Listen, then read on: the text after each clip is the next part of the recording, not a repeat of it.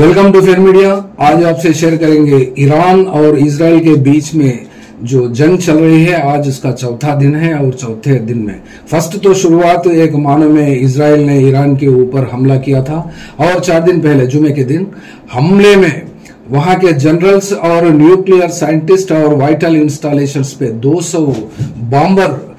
Planes से attack किया और उस अटैक के बदले में फौरी घंटों मिनटों में और ईरान ने अपना जवाब दे दिया है। और इजरायली प्राइम मिनिस्टर के ऑफिस के पास और उनके ठाव ठिकाने के पास भी बॉम्ब्स गिरे जैसे खबरें आ रही हैं। और कुछ खबरें ऐसे भी हैं कि वहां के प्राइम मिनिस्टर बेंजामिन नेतन्याहू वो कहाँ है या कौन से बंकर में छुप गए हैं या फिर देश छोड़कर फरार हो गए हैं, ये इसका तो कोई कंफर्मेशन नहीं आ रहा है। और दूसरे तरफ कंटिन्यूअस बॉम्बिंग्स तो जारी है, लेकिन इस लड़ाई में कितना लॉस हुआ है, कितना डैमेज हुआ है ईरान के तरफ से इजराइल को या फिर इजराइल के तरफ से ईरान को अगर कंपेरेटिवली देखते हैं तो फिर ईरान के अंदर ही जो इजराइल बॉम्बिंग किया है उस बॉम्बिंग्स में अभी तक का जो आंकड़ा आया है 224 या 225 लोग की मौत हो गई है, जिसमें 80 वुमेन है और बच्चे भी हैं। और वाइटल इंस्टॉलेशंस यानी यूरेनियम को प्यूरिफिकेशन करने के सेंटर्स और न्यूक्लियर बॉम्ब्स तैयार करने के साइट्स और कम से कम 100 से 175 साइटों पर यानी जो टारगेट करे हैं इजराइल के बॉम्बर्स, और वहां पिन पॉइंट के ऊपर उस हमलों में कई लोग हलाक हो गए हैं। और पूरे ईरान देश में ईरान इस जंग के मामले में सीरियस मामला हो गया है और इस सीरियस तरीके से इसको निपटने के लिए ईरान अपना बना चुका है। वो इसलिए कि वहां के सुप्रीम लीडर ऑफ कमांडर्स में जो एक हैं जो टॉप कमांडर हैं आयतुल्लाह खमेनी, और इन्होंने साफ अल्फाजों में जो अमेरिका के तरफ से हो या फिर रूस के तरफ से हो, पुतिन हो या फिर चाइनीज के प्रेसिडेंट जिनपिंग से हो, जो फोन्स आते हैं इस सीज फायर करने के लिए, तो उन्होंने साफ इनकार कर दिया है कि आज हो या फिर आप अभी तक की बात आती है तो फिर जो लेटेस्ट बॉम्बिंग में अब इजरायली के तरफ से 24 लोगों की मौत हो गई है और वहां पर इजरायलीज भागते हुए दिख रहे हैं और शेल्टर्स की तलाश में दिख रहे हैं। ऐसे सीन्स और ऐसे वाकयात देखने को मिलते हैं वहां पे। लेकिन इस जंग में हो या फिर कौन सी भी जंग में हो, सच्चाई तो नहीं साबित हो सकती। सच्चाई जानना है तो फिर कुछ वक्त इंतजार करना पड़ेगा। लेकिन साफ बात यह है कि इस वक्त जुमे के दिन यो 4 दिन पहले इजराइल को क्यों अटैक करना पड़ा, इसका जवाब और इसका रीजन और अपने आप बताते हुए बेंजामिन नेतन्याहू ये कह रहा है कि अब ईरान ने न्यूक्लियर बॉम्ब बनाने की तैयारी कर रहा है और न्यूक्लियर बॉम्ब बनने से इस गल्फ एरिया में या फिर उस इलाके में बैलेंस, पावर ऑफ बैलेंस में या इक्वेशन में फर्क आ जाएगा और अपने देश की सिक्योरिटी को प्रॉब्लम होगा,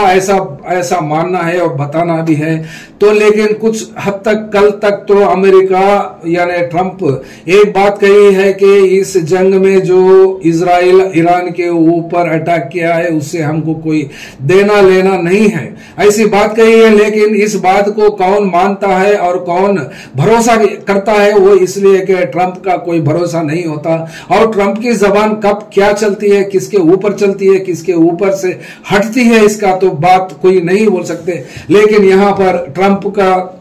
के तो क्रेडिबिलिटी है, उस क्रेडिबिलिटी का रेंज भी तो दुनिया में मामले को इस इंसान को भरोसेमंद नहीं कहलाया जाता। लेकिन फिर भी उस आदमी को प्रेसिडेंट क्यों बनाए अमेरिकन, ये वो लोग जाने, ये हमको तो पता नहीं हो सकता। वो इसलिए कि यहां पर आज तक यानी जिस वक्त से लेकर आज तक ये जो ईरान इसके ऊपर काम कर रहा है और इराक के इस जंग में इजराइल के खिलाफ में जो कार्रवाई हुई थी, लेकिन शुरुआत से देखते हैं तो ईरान कभी भी जंग में डायरेक्ट एंगेज नहीं होता। ये प्रॉक्सी वार को प्रमोट करता है और प्रॉक्सी वार करता है और अपने देश की सॉवरेनिटी को बचाने के लिए वो उस मामले को भी देखता है तो फिर इसी हिसाब से ये इजराइल आखिर है क्या, ये इजराइल कौन सी चीज है, ये पूरी दुनिया के लोगों को परेशान करती है, खासकर गल्फ एरिया में ये अपना दबदबा जमाती है और पूरे सारे देश को, सारे मुल्कों को डराता है, धमकाता है। और अब इस बार ये कहीं भी हो, किसी भी सूरत में ये फंस चुका है, ये ऐसा देखने को मिलता है हमको। ये जो इजराइल देश बसाया गया है, ये 14 मई 1948 को वहां बसा था उस एरिया में। और उस बसाने में जो सेकंड वर्ल्ड वॉर में जो अलायंस जीता था, उस अलायंस ने वहां हिटलर के खिलाफ में जो जंग जीती थी, वहां के लोगों को एक शेल्टर और एक नेशन, थोड़ा सा टुकड़ा, यानी फलस्तीन जिसको मानते हैं, जानते हैं, उस एरिया में थोड़ा सा टुकड़ा रहने को दिया। तो क्या दिया, तो दिया आखिर आज तक इतने जंग लड़ा है कि उसके गिनने में अगर देखते हैं तो 9 जंग लड़ा है और इसमें 6 जंगों में जीत हासिल हुई है और 3 जंग ये हार चुका है। लेकिन उस वक्त से लेकर आज तक ना ही कोई अमन और ना ही कोई शांति उस गल्फ एरिया में देखने को मिलती है। वो इसलिए कि जिस वक्त से ये बसा है उस वक्त से लेकर आज तक ना ही कोई अमन, ना ही कोई चैन वहां होता है। लेकिन इस देश ने, आखिर इस देश के लोग, यानी ज्यूइश पॉलिसी हो या फिर ज्यूइश कंट्री के लोग कितने होते हैं, आखिर ये लोग का मामला है क्या, आइए देखते हैं। 1 मिनट के लिए ज्यादा वक्त नहीं होता। टोटल दुनिया में ये ज्यूइश, ये यहूदी जात का पॉपुलेशन 15.8 मिलियन है खाली, यानी मिलियन का 15.8 को हिसाब करें तो 1,58,00,000 लोग होते हैं ये पूरी दुनिया भर में। और ये पूरी दुनिया भर में ये लोग का मामला है 0.2% ग्लोबल पॉपुलेशन में आता है। और इजराइल में ये लोग का पॉपुलेशन है 7.2 मिलियन, यानी 70 लाख। यानी एक मानो में अगर देखते हैं तो हैदराबाद का पॉपुलेशन भी बहुत ज्यादा होता है और 2-3 डिस्ट्रिक्टों का मामला भी बहुत ज्यादा होता है। ये क्योंकि इतना छोटा पॉपुलेशन और इतना छोटा मुल्क सारे गल्फ एरियाज को, सारे अरब वर्ल्ड को डराता, धमकाता और वहां एक मानो में अगर कहते हैं तो ये वेस्टर्न कंट्रीज की एक नाजायज औलाद है। और ये नाजायज औलाद आज वहां पर बढ़कर, वहां पर रहकर आज पूरी दुनिया को सता रही है और दुनिया को परेशान कर रही है। वो इसलिए कहना पड़ता है कि ये इजराइल ईरान को डराता है और आसपास के जितने भी कंट्रीज हैं उस पूरे कंट्रीज को डराता है और अपना सॉवरेनिटी, अपना पावर और अपना हिसाब यहाँ पे दर्ज करता है। तो फिर इससे डरने के लिए कितने लोग को इजराइल इस जंग में मुलविस कर रहा है और सबको इस जंग में एवं इन्वॉल्व होने के लिए ट्रंप के पीछे पड़ा है। लेकिन कल तक तो ट्रंप ये कह रहा था कि इस ईरान के ऊपर हमला करने में कोई दिलचस्पी उसको नहीं है। लेकिन आज ये सुनने में आया है कि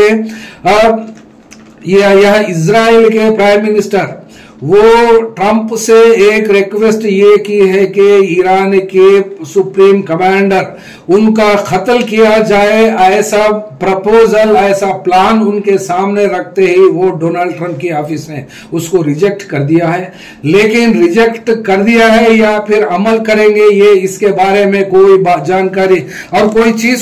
चीज गारंटी के साथ तो कोई नहीं कह सकते। वो इसलिए नहीं कह सकते कि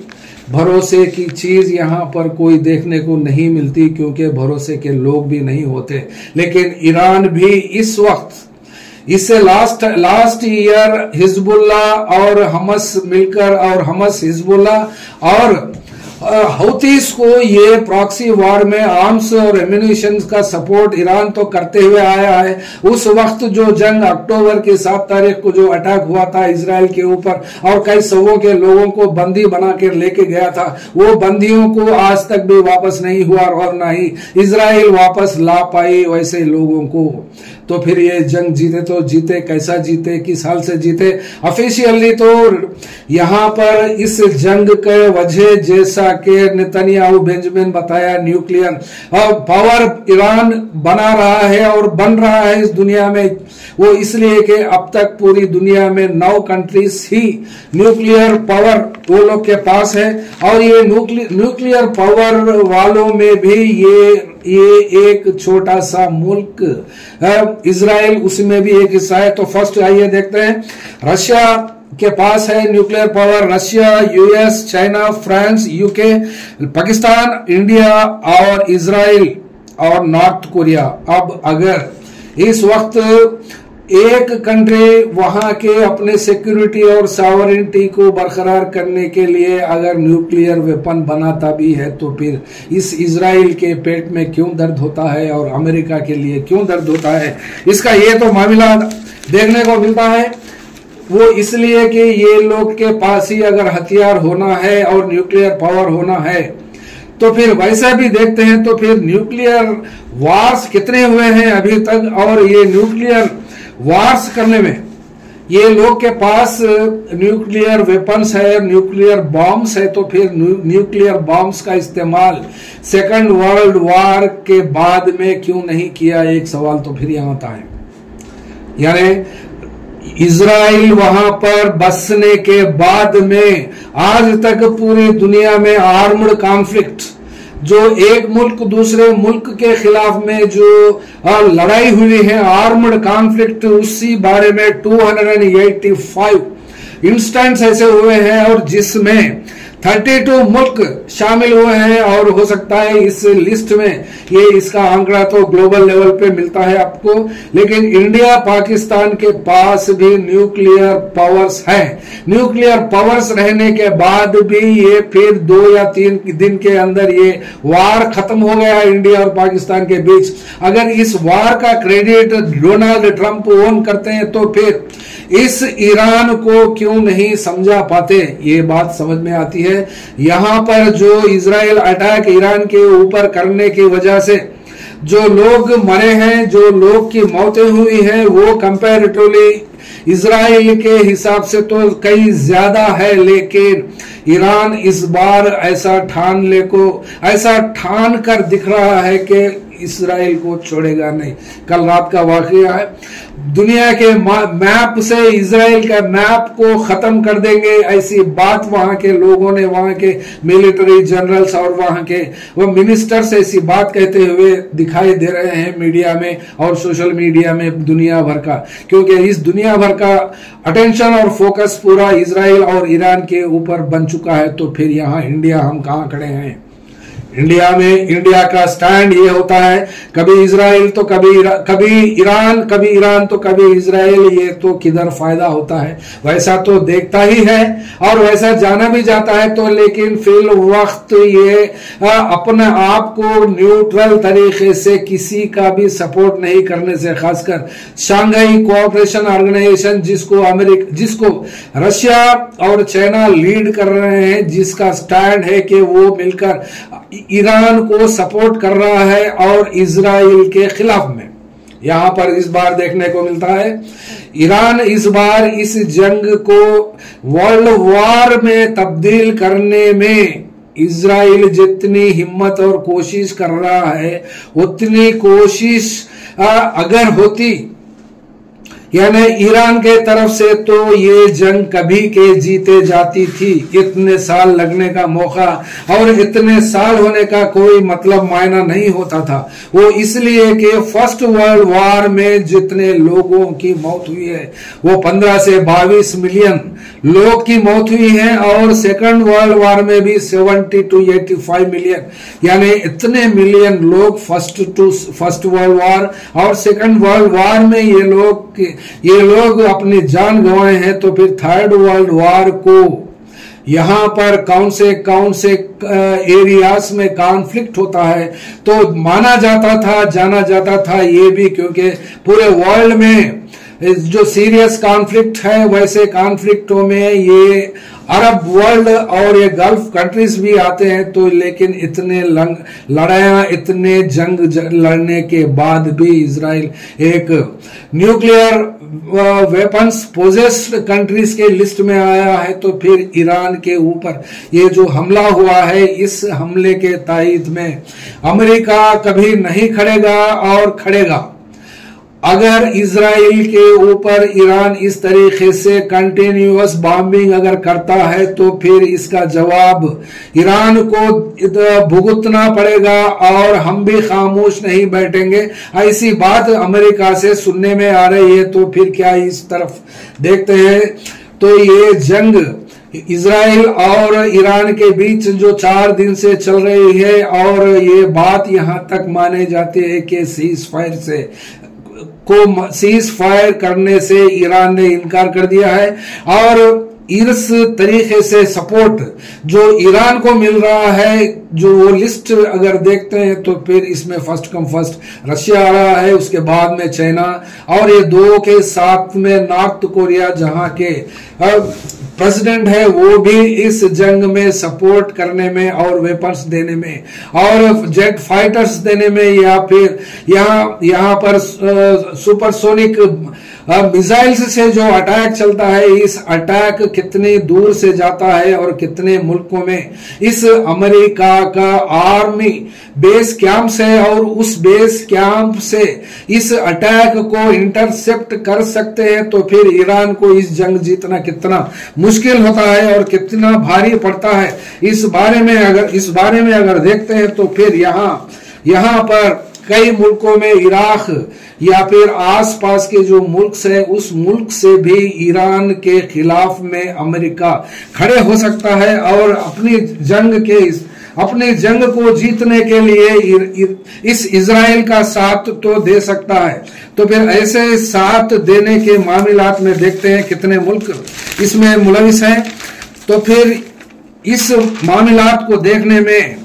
यानी अमेरिका तो है ही, साथ में यूके भी और फ्रांस भी है, और इस साथ यहाँ पर जो अमेरिका के जो आर्मी बेस कैंप्स है, इस एरिया में 19 लोकेशंस पे अमेरिका के फाइटर्स और जेट प्लेन्स जितने भी होते हैं जो इजराइल को सपोर्ट करने में, वहां पर ये बेस कैंप्स है, जिसमें खासकर परमानेंट बेस कैंप्स जो आर्मी से जुड़े हुए हैं, और वहां फ्यूल सेफ्टी में हो या फिर रिफिलिंग करने के लिए हो, इजराइल को सपोर्ट करने के लिए अमेरिका के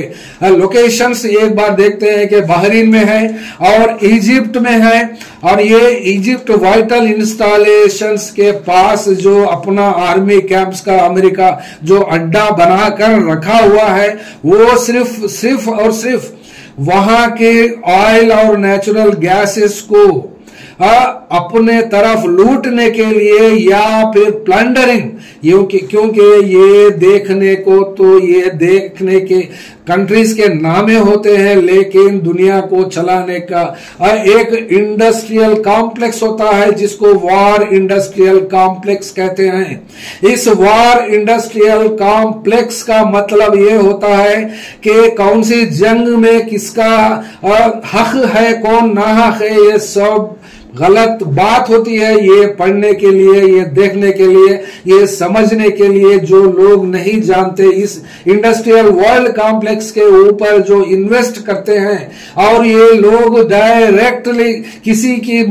के मुल्क की गलती नहीं देखते और किसी के मुल्क को कितना लूटना है, वहां पर कब अटैक करना है और किस वक्त से कब अटैक कितने तरीके से करना है, ये डिसाइड कर लेते हैं। और डिसाइड कर लेके उसके ऊपर ये जो इन्वेस्टमेंट करते हैं, ये इंडस्ट्रियल कॉम्प्लेक्स वाले लोग, जो वॉर इंडस्ट्रियल कॉम्प्लेक्स जो दुनिया में ये एक बार एक इंसिडेंट में एक इन्वेस्टमेंट पार्टी मिलती है, वो लोग मिलकर इसको व्हाइट हाउस में इसका सैंक्शन लेते हैं, और इसका सैंक्शन लेने के बाद और वार अटैक से शुरू होते हैं, और उसके बाद में किसकी गलती क्या है शुरू होती है। ये ऐसा आज तक भी देखने को नहीं मिला है कि अमेरिका के तरफ से इराक को बर्बाद किया, और अरब स्प्रिंग्स के नाम से जो 2010 में जो मुल्कों में बगावत की थी, वो उस बगावत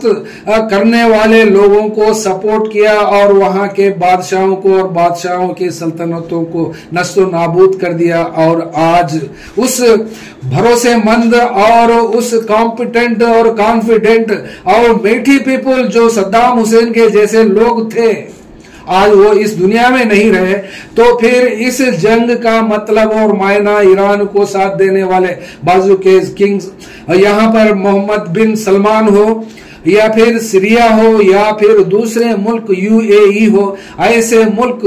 ऐसे मुल्क वहां पर आज तक जो जंगें चली हैं उस जंगों में हिस्सा लेकर हार चुके हैं। और या तो फिर वहां की सरकारें कमजोर है या फिर वहां के लोग इजराइल से डरते हैं। तो फिर ऐसे आप प्लानिंग और ऐसे कॉन्स्पिरेसीज को एग्जीक्यूट करने में ये एक लॉबी, वर्ल्ड लॉबी होती है, इसको व्हाइट हाउस भी इनकार नहीं कर सकता। ये लोग के प्लान के मुताबिक पहले किसके पास कितना मिनरल है और कितना ऑयल है और कितने चीजें हैं और कौन से बादशाह को हम दबाकर वहां का रिजीम चेंज कर सकते हैं और वहां के बादशाह को हटाने के बाद में जो बादशाह वहां पर उसको बनाकर बिठाते हैं वहां से कितनी लूट कर सकते हैं, ये पहले हिसाब किया जाता, उसके बाद में अटैक किया जाता और उस अटैक को डिफेंड करने का एक ग्रुप पूरी दुनिया भर में पैदा होता और उस डिफेंडिंग ग्रुप को सपोर्ट करने के लिए एक फिलोसॉफिकल ग्राउंड भी पैदा होता और उस फिलोसॉफिकल ग्राउंड को थियोरिटिकल शक्ल देने में साइंटिस्ट भी, सोशल फिलोसोफर्स भी और पॉलिटिकल फिलोसोफर्स भी, जो जाने माने यूनिवर्सिटीज में जो ऑक्सफोर्ड जैसे यूनिवर्सिटीज हैं, कैम्ब्रिज जैसे यूनिवर्सिटीज हैं, वहां के लोगों को ये मीडिया कम से कम 500 मीडिया हाउसेस पूरे मिलकर इसको स्प्रेड करते हैं और इस जंगों को कंटिन्यू करते हैं। तो फिर इस जंग में क्या होगा, यहाँ पर घंटों में तो ये जंग खत्म होने वाली और ना ही रुकने वाली दिख रही है। ये कई घंटों नहीं बल्कि कई वीक्स चल सकती है, ऐसा ट्वीट देखने को मिलता है। यहाँ आप देख सकते हैं ये ट्वीट्स और ये रिप्लाईज, टेलीफोन और हॉटलाइंस पूरी दुनिया भर में इस जंग को रोकने के लिए और इस जंग को